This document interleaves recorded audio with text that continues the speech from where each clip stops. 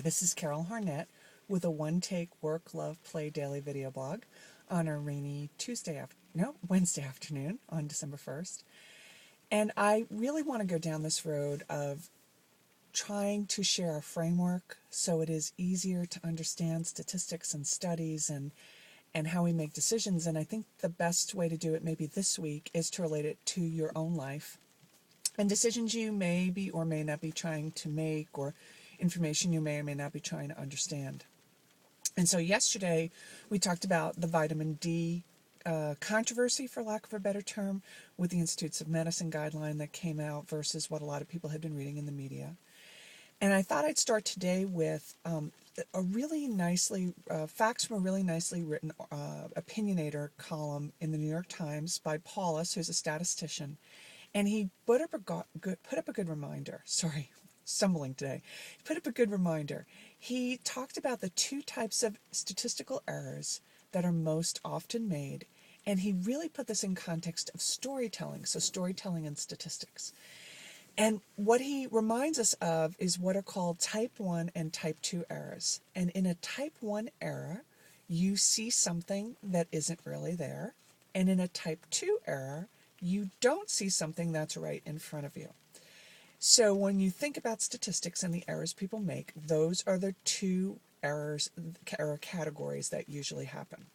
So today I'm going to use the topic of aging, and most specifically the topic of prevention of aging, or more accurately, the topic of the prevention of the effects of aging. And I'm going to talk about it externally and internally. So let's start with externally. The best industry to be in during the times of recession is the cosmetics industry and all of the associated accoutrements that come with that. Moisturizers and eye creams and sun creams and tanning creams and all sorts of serums. And what this industry is counting on is that you ignore the facts that we currently know that are statistically significant, and that you buy stories or promises.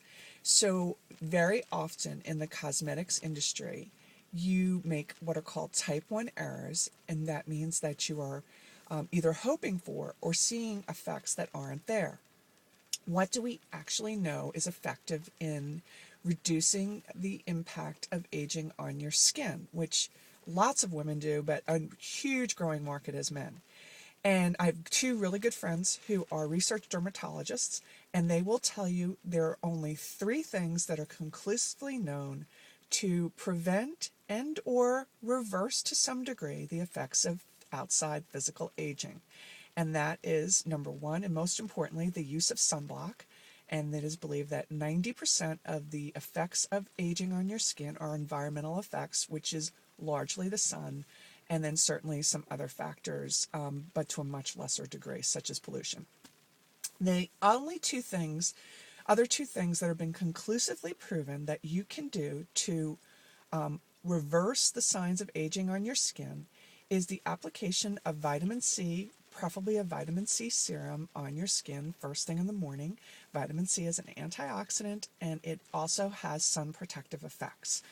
So that's the first thing that you can do. And the second topical that you can put on is in the evening. You can put on vitamin E or a derivative, and specifically retinol combined with that. So retinol in the evening, or retinoic acid, is seen in the evening as the only other thing that you can do that will help prevent the signs of aging on your skin. And what retinol does is it helps with collagen stimulation, and so it keeps the protein that keeps your skin plumper and firmer and resisting lines and wrinkles is what you can do. So why do I spend this time doing this? Because many Americans, both now women and men, or men and women, are spending lots of money on very expensive moisturizing creams, $300, $700, even $100, all really not necessary. Moisturizers, my dermatologist friends tell me, are important, and it's just to prevent a seal that maintains moisture in your skin.